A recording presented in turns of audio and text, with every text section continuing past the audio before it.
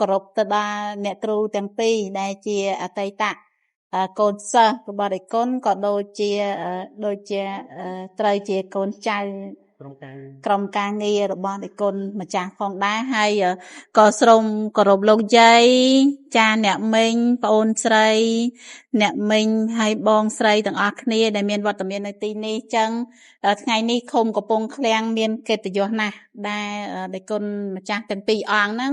ដៃគុណតែងតែជួយនៅស្រុកសូននិគមត្បិតថាស្រុកគុណម្ចាស់ដែលបានគ្រប់គ្រងហ្នឹងនៅបាគងហ្នឹងទេប៉ុន្តែគុណម្ចាស់អត់បានគិតថាតើអ្នកបាគងមិនអោយតើអ្នកលលួសបានអោយអីទេអញ្ចឹងតែគុណតែងតែដើរផ្ដល់ជូននៅជំនួយទោះបីតែតិចក្តីច្រើនក្តីគឺតែគុណតែងតែជួយគ្រប់ស្រុកគាត់ថាកណាអត់ទាន់ដឹងថាខេត្តផ្សេងមានឬក៏អត់កណាដឹងទេប៉ុន្តែបើនៅក្នុង Facebook គឺក្នុងខេត្តសៀមរាបហ្នឹងគឺមានអញ្ចឹងដោយសារតែជំនួយនេះគឺជាសន្តានចិត្តរបស់ដៃគុណដែលបានព្យាយាមគិតគូរទៅដល់សុខទុក្ខរបស់បងប្អូនទាំងអស់នៅក្នុងស្រុកនៅតាមភូមិជាពិសេសគឺតំបន់ដាច់ស្រយាលដោយឃុំកំពង់ឃ្លាំងអញ្ចឹងនេះគឺជាលើកទី2ហើយសម្រាប់គុណម្ចាស់ដែលបាននិមន្តមកចែកជូននៅសម្ភារៈគ្រឿងបរិភោគឧបភោគបរិភោគនៅពេលនេះគឺមានប្រមាណដូចជា10មុខចាមានទឹកត្រីទឹកស៊ីអ៊ីវអង្ករមីចាហើយស្ករសអំបិលអ៊ីយ៉ូតប៊ីចេងហើយ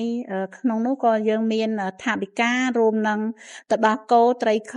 ក្នុងមួយគ្រួសារហ្នឹង5កំប៉ុងដែរអញ្ចឹងនេះគឺជាទឹកចិត្តដ៏វិសេសវិសាលណាស់សម្រាប់គុណម្ចាស់ដែលបានជួយកម្មវិធីមនុស្សធម៌មិនថាតែសម្រាប់ទៅដល់ក្មេងៗដែលផ្ដល់ជាឧបការៈក្នុងការរៀនសូត្រឥឡូវថ្ងៃនេះពេលនេះទៀតក៏ជួយទៅដល់គ្រួសារក្រីក្រដែលកំពុងជួបការលំបាកដូចជានៅក្នុងឃុំកំពង់ឃ្លាំងដូចនេះគឺទទួលបាន5កាលមុនដូចជា8កណាចា